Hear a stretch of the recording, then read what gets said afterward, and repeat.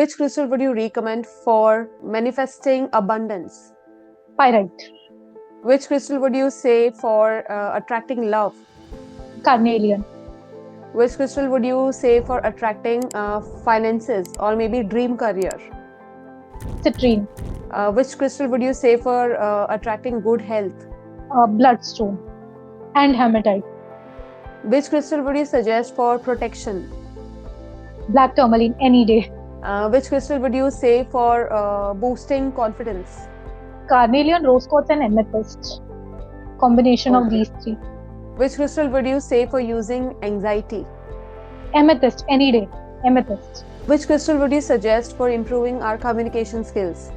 Lapis lazuli and sodalite any day.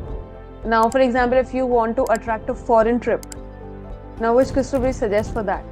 So I think there will be a combination of carnelian, then there will be a combination of pyrite and citrine and green aventurine.